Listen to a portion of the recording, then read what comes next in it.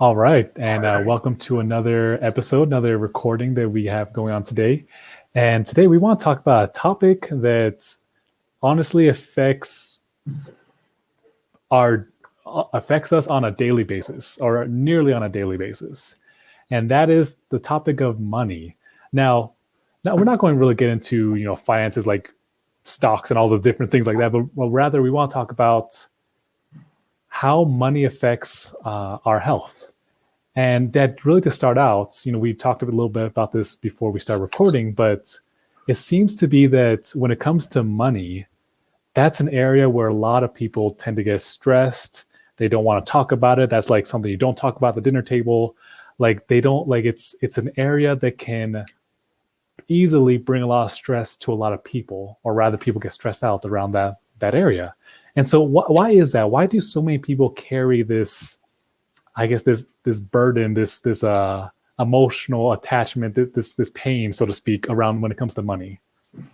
Okay, well, first of all, it is several studies been done that it shows that financial stress demonstrate, a complex relations with inflammation. Okay, and this is partly because the psychological well-being and the social perceptions, are integral part of this. So there's been a lot of findings that have been, discussed about the social content of stress and the psychological factor, pertaining to stress that are related with money. So that's it's interesting because the psychological stress associated with money, it really induces a physiological response by activating certain chemicals. They're called cytokines. Okay? There's different kinds there. In looking, there's few of them that are pro-inflammatory. And definitely, this financial stress, it predicts a myriad of physiological difficulties, including, physiological distress, increased difficulties with interaction with members of the family or friends, or perhaps in the workplace. So really, financial situation, it produce, the kind of hardship, contribute to a poor physical health in communities, with families. So these financial hardships may also limit exposure to resources that are important, for development through our life. It might erode protective psychological factors, such as self-esteem. So this is a reality. Studies done all over the place. Now, what really is taking place here? So it's really about the relationship we have with money. Now, this sounds like having a friend. Mm-hmm. So it's the same as having a family. It's a relationship with something that is we use as exchange. Could a dollar bill, could be whatever it is, gold. Whatever we use it, for exchanging service for this currency. So there is a relationship with money, just like the relationship we can build with a person. So if I start having the wrong perception of the person because I interpret correctly, or because I hear stories from somebody else, okay, without knowing everything from the person, not only the external behavior, but also their feelings, their senses, their pain, their aspirations, and their dreams, it is impossible to really believe that I know the person. So any perception, any kind of interpretation, it will erode the relationship with the person. Because, I may believe this person is this or is that, don't care, and then I might label the person. So in the same token, even though money doesn't like to me, okay, but it probably does, in a sense that I create stories and there is memories that I create. But this important factor in our life, it is related to everything because it's related to our dreams. See, I want to have a family. There's money needed to pay bills. I want to take my family to a trip. I need money to do that. I want to buy groceries. I want to buy clothing. I want to help somebody else. I need money. I want to support an institution. I need money. So money is needed to do everything.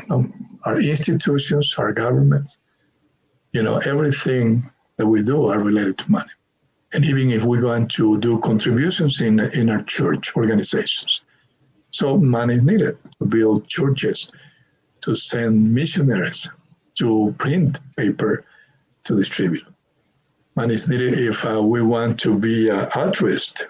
Okay, I know people that is suffering in Africa or somewhere in Pakistan or in Guatemala. So I use money to kind of display, this sense of compassion by helping people without expecting anything in return. So regardless of what it is. So now let's talk about relationship with money. So relationship with money has to do with the things that we believe about money. Okay. And we learn this early in our life. Okay.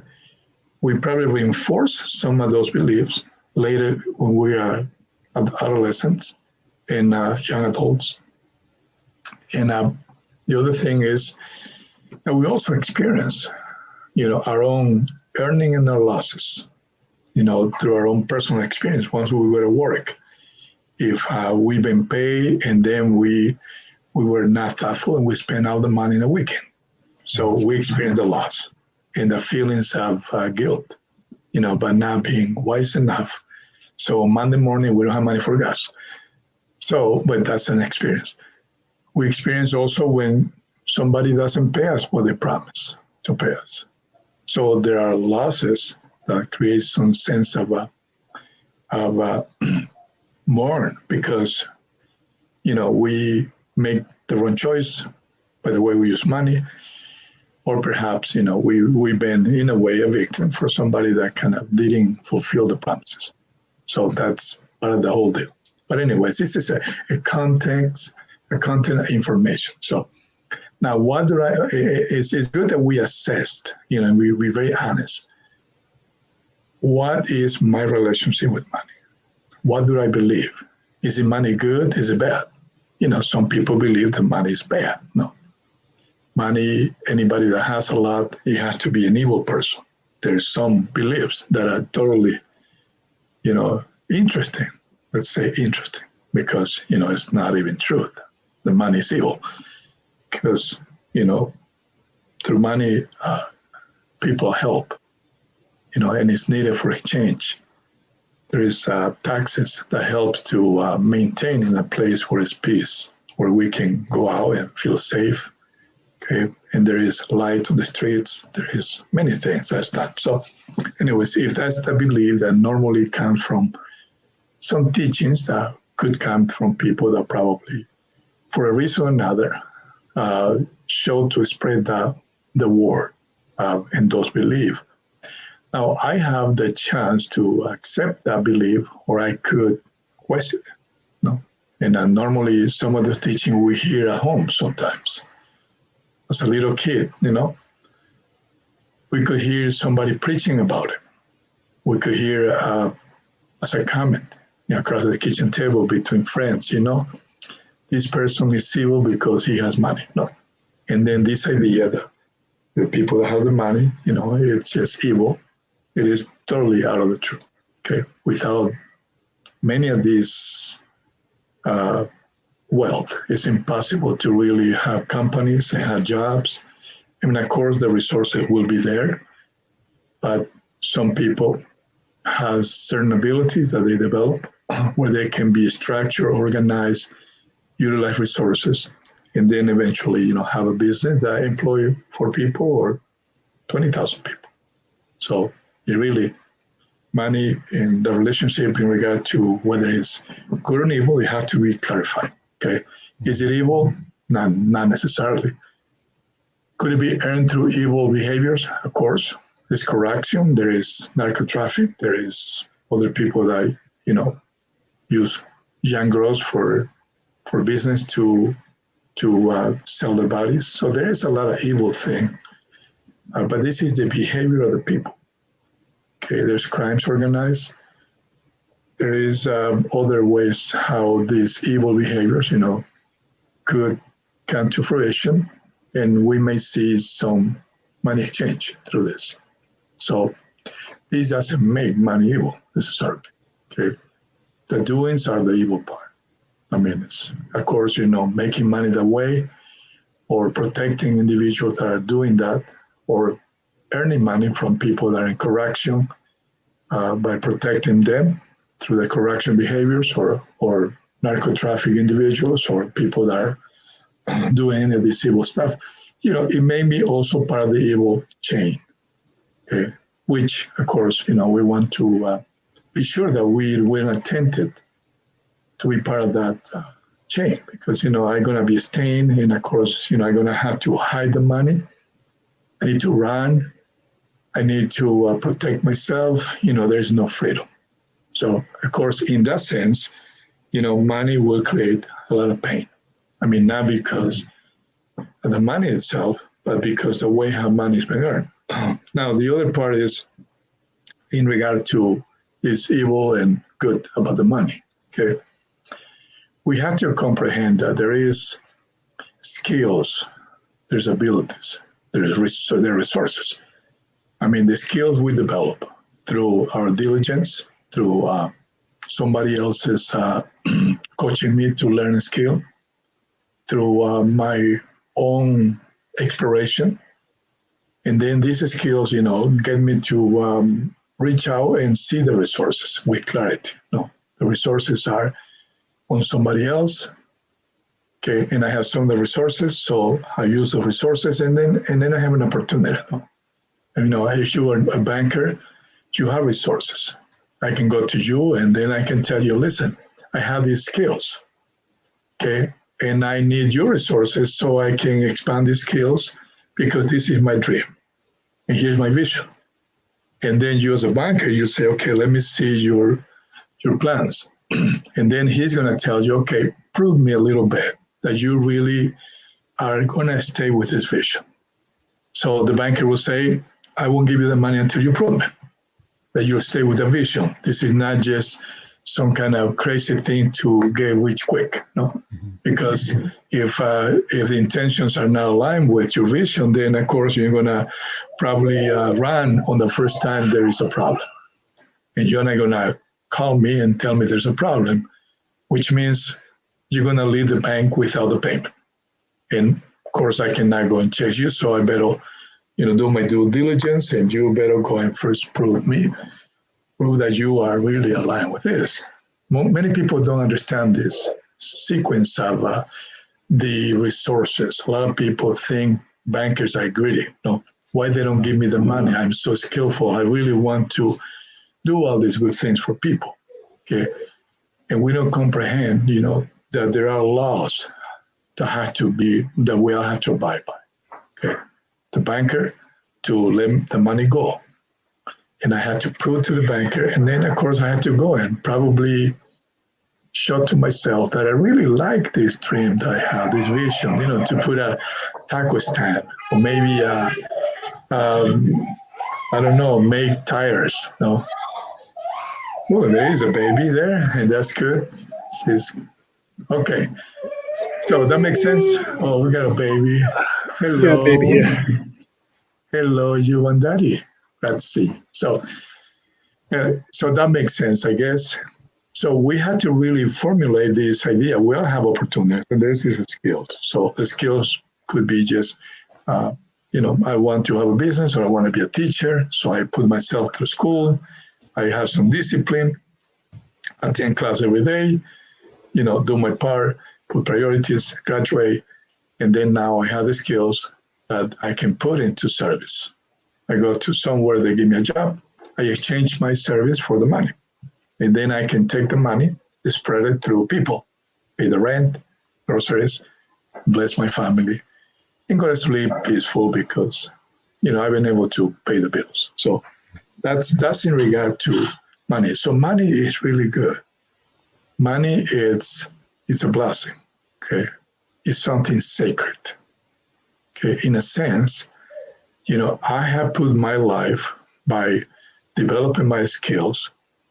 Through the process, I used the resources that my teacher gave me, the wisdom from my father or my mother or the neighbor and others. And then I put my effort to really gain that. And then I went to the world and I practiced. And then now, as the more I practice, the more skillful I am. So, and that helped me to make more money. And it's okay, So money doesn't really make anybody evil. And of course, some people may kind of trying to cut corners. But you know what? That has been proved through centuries doesn't work. Okay. I mean, on a mind that there's no clarity and there is no discernment, the fantasy that I can cut corners to just make rich quick and avoid all this stuff and have everything an ambition and I dream, it is a fantasy. So if we don't believe in that, we'll just go read the books, look at your friends or family who's been trying that, maybe for decades, and they're still suffering because they perhaps did not comprehend, or maybe they were learning and took a little bit. And that's fine too, if it takes a few years or 40 years to learn. But anyways, going back to money and relationship. So what kind of relationship? Is it good? Is it bad? What is it in your mind?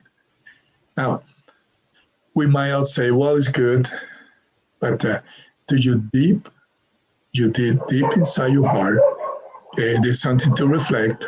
Well, I have dogs here. Okay, now, you hear them? Yeah, I can hear it. Yes, everybody hears it. So all the audience, just bear with me. I'm in my basement. I guess somebody's listening. So anyways, in regard to this, the next thing is, reflect on this. Deep inside, do you really believe that money is good? Okay. Or is you just saying that to yourself, trying to prove that you are aligned with the right principles? Because, sometimes we can have this analytical reasoning, cognitive belief, but deep inside the feelings are different. Okay. So it's you froze. okay. We'll now for a few seconds. Oh, there you are. Okay. So the next thing to look into money. Okay.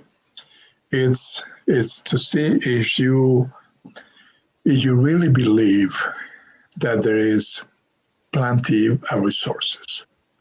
And this is the other problem with money and relationship. Sometimes we get caught up on these conversations, beliefs that. Oh, you were cutting out again. So we went to the point where we're talking about these resources. Mm-hmm. Is it enough for everybody? That's the other question. That's related to money relationship. Some belief underlie like there's not enough for everybody. This has been in human history for so long. Okay, 50 years ago, 60 years ago, there was a movement that got into the idea that the earth is so full of people. By the year 2000, we're going to be killing each other, eating each other's flesh to survive. Okay, be no room in this earth. And this was propitiated even by some statistics people, some scientists. And, it was wrong. It was totally wrong. The data was wrong. The calculations were wrong. But the desire to convince others about that, it was motivated by bias, from individuals. So anyway, so resources is enough. Now, you might say, yeah, but it's not here. I don't see it. It's not, but I would recommend you to go and drive, if you live in a big city, drive by quite a few blocks. Drive through the city, drive for about an hour, and pay attention to all the business that are there. In some big cities, thousands, daily, billions of dollars moving through hands of people, daily. In some big cities, every minute, billions of dollars moving through the city. And then now we are sitting here and say, no, there is poverty, there's no money. People are going to we're going down to a terrible thing where things are going to be so horrible. there's more and more poverty, and it's going to go bad. And of course, there's problems with money distribution. There's problem with corruption, but what we need to understand that we're evolving, and really there's less poverty than there was 60 years ago. I mean, there's no doubt. Of course, we still got to do a lot. There's places in Africa, Libya, there's places in South America and Latin America, and a few countries in the world where they still need, even in the United States, there are places where definitely, there is a problem. There's a problem in the community, and there's a problem with distribution opportunities, and that's where we come together. This understanding of money, is what helps us, because if I believe that the resources are limited, then I'm going to do a lot of foolish things. I'm going to try to knock down my competitor. I'm going to say foolish things about somebody else, and I'm going to create more damage for myself. I mean, can I make some money doing this? Probably. Can I enjoy? I'm not quite sure if that will be the case. If that's the mentality. So there is enough resources. And this is another problem with money relationship. If I believe what I hear from people, what I hear constantly through social media or the press, of course, the press, that's what they need to do. Put the news, whatever they are. If it's missing 3, the press is going to focus on those 3, whatever is missing. Okay? It serves a purpose, maybe. Okay. It serves a purpose for me to listen to all that? Not really. Okay. Serves a purpose to me to have compassion? Yes. If I listen the first time. And then after that, I choose to do something. If I can be altruist because I know there is no water in the other side of the city and I can probably bring some water. Okay. So the news serve a purpose. So anyways, but the point is here. So you got to really has a clarity on this. We're going to see news where we can see the things that are missing in regard to the imbalance that's in the world about wealth. But this also serves a purpose. Perhaps you can donate. Perhaps you can help somebody. If you have, or maybe you don't have. Maybe you can just pray for the people. Maybe you can wish things get better. Maybe you can reduce the burden of the city. Maybe pick up the trash that you throw in the street. So less resources are used to clean the streets. And maybe some resources are going to help the people that are in need, that are probably sick, and they need those resources. So anyway, this is the second part about relationship with money, how it is you. Now, if resources are, and money is not bad, the next thing, okay, what do you believe about you and your financial economic status? If the beliefs are based on things that we learn from other people, or based on the fact that you grew up in a certain environment, okay, socioeconomic environment, then you may act upon those. If I say I'm poor, I'm never going to go anywhere. There's no opportunity for me. This is said by also a number of beliefs that in my behavior, okay, it always gonna be displayed. At work, I may not be productive because I think I'm poor. I think that the rich is evil, and my boss is taking advantage of me. And of course, I'm not gonna be productive or creative. So potentially, that is going to affect me in the future, because the chances of me being creative in the place of job where I feel I've been used and where I internally feel poor and I believe there's no resources. So my behavior, it won't be the best. So when it's time for an advancement, I may not be the person that's going to be chosen to be advanced. Or if the company has to shrink, I may be on the list of those that are going to be gone, first on the list. And then this is what we have. When these components of beliefs, they entangle, it doesn't let me see the future with clarity. So I don't put any effort for learning. Why am I going to learn? Why do I need to advance on my skills? Why do I have to spend an hour reading about learning how to use computers? No. Or maybe reading about this other component that's coming into the machines that are going to be part of this bigger project for the company. Why do I have to do that? So we hold ourselves, from growing personally. We hold ourselves. And the sad part is that we bring with ourselves those that we love. Because when this relationship with money creates stress, of course, every time we need to talk about money, I may tell my son, when he asks me that, I need some shoes. I'm going to tell probably, do you think that money grows on trees? Or I'm going to say some stupid thing like that, no? Or I may be angry with him, or maybe I'll walk away from him. Maybe I don't want to talk about. I might say, talk to your mom. Okay.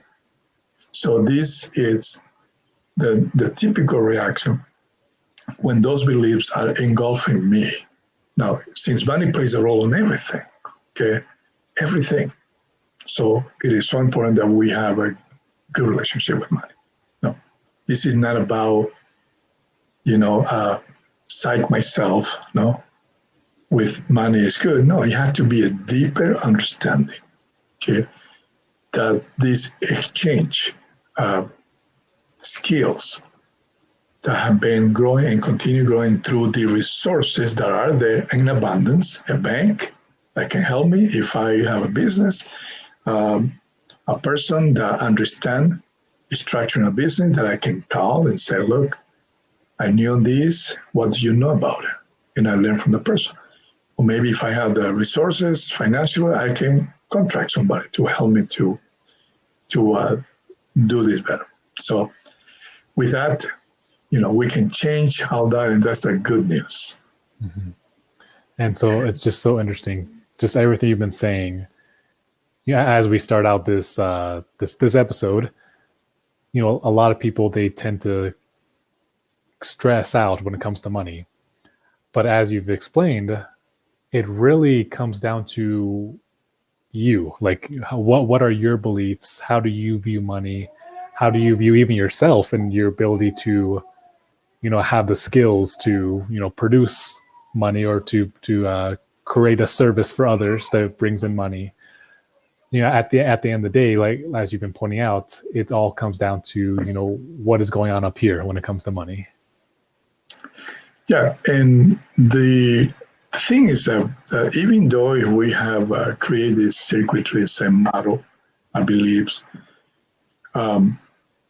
if I believe I'm poor, my behavior is going to be poor in regard to making money or being creative. I'm going to feel stuck if I believe that I never going to have any money, because for a person like me, there's no opportunity. I'm not a friend of a rich person. I never went to jail. I don't have a friend that's a politician. And then that belief, it will hold me from really seeing the vast opportunities that are presented through interaction with others. And that necessarily doesn't have to be a rich person. It could be this young person that comes with an idea. And suddenly I'm engaged in a conversation, and I found that there's riches in this conversation, and that can enlighten me, okay, and bring me into something else. Or maybe that young person could be the founder of Facebook. I don't know, talking, with some ideas. Or could it be, somebody else? Maybe the person that is doing my car and fixing it. Okay, we're gonna have to be really more open to see how much these resources are, and they don't have to come from these few ones, because the few ones are not reachable. They're very busy. They're not gonna give me 5 minutes, because they're busy. If you were there, who are you gonna choose to talk to if you got 10,000 phone calls? So the same is gonna be with you. So you don't have to wait for that. Okay, and of course, you have a mentor. We can listen. Okay, but always listen to the internal truth that comes, from you. See, it's so many things there that can provide us this wonderful opportunity to live in this planet. And all the things we do about money, it's not about accumulating, because that's the foolish thing. The thing, money is going to be gone. I mean, who am I going to leave this to? So am I going to take with me the money? That's the question. Am I taking the money when I'm dead with me? No. But you know what? Money, it is beside the point that we can support our family, support the governments where we live, so it can be a sustainable place by paying taxes, and support communities in the church, and those are in need. See, money, as you earning, you're leaving a legacy. And it doesn't matter if you're cooking or you're a teacher, the legacy of ethics, the legacy of moral compass. Because every time you wake up and go and do your duty to exchange, your service and skills for money, you're leaving a legacy to those that are coming after you, your great-grandkids, your grandkids. And you know what? Most of these legacies are wonderful, because that's where we're sitting. I'm sitting here thanks to the history of millions of people's effort. See, this thing we're doing, Ulysses, now, is not because one day we were so bright and skillful and say, okay, we're going to do this and enhance people's life. No, this is really, okay, what we're learning through all the efforts and sacrifices, the legacy of hundreds, okay, of people in the line of genealogy, cousins, uncles, neighbors, those that interact in the community, and my great-great-grandfather, those that service them by selling merchandise, or those that they serve. So, and we're sitting here because of the legacy of these people, and we can continue doing that. That's what it makes poverty keep going lower. That's what it makes corruption being identified immediately. See, now we have technology, it's advancement. See, people hide their transgressions, and they were in high places. Okay, now they can't, because sooner or later it's going to come to the surface, and that's good. That means freedom.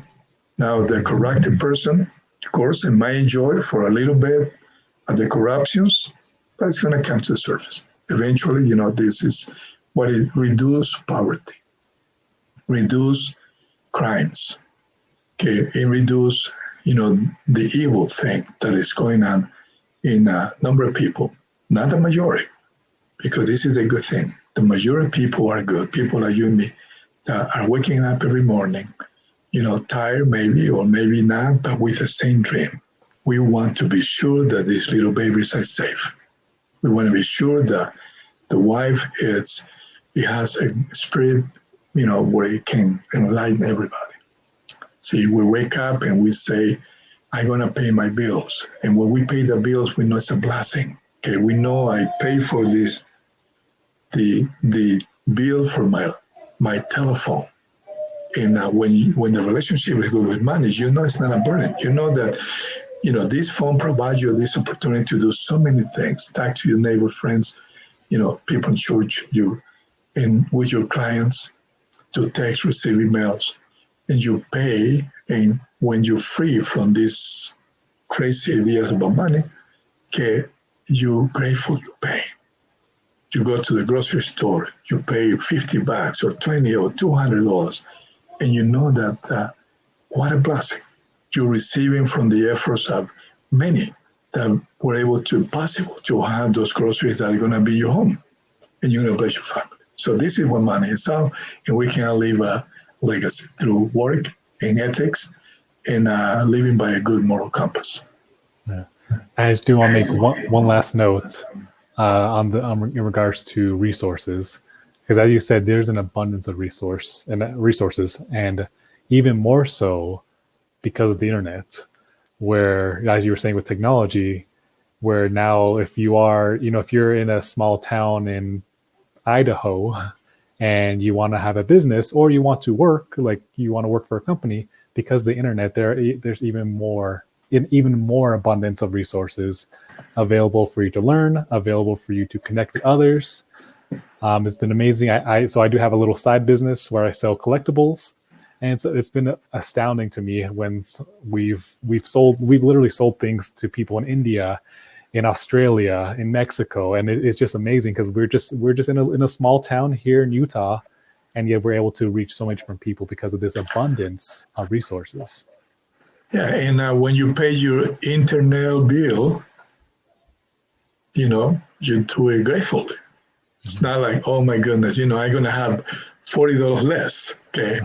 Or you're paying for your groceries, you're not going to say, oh, jeez, no, I won't have money to pay for my rent, okay? You just do your things. And of course, if we struggle because we probably haven't seen this, then be patient, okay? Shift and make the changes so you can understand how the resources work and how you and I and everybody is together on this. Because when the money comes my way, at the same time it goes into different ways. The $200 I pay for groceries is going to so many different people. Okay, from the person that work on the field to those that do the transportation, to those that warehouse it, to those that were engaged with everything, to the grocery store. So what a blessing. And you can, when you feel that, not only you get the benefits of the blessing that you are going to provide for your family, the grocers, and a wonderful wife that will, make it for everybody. And also, that there's been another 10, 15, 20 people, who knows, that are receiving the benefactor like you are. So money, the greatest thing invented, and I believe it comes from God.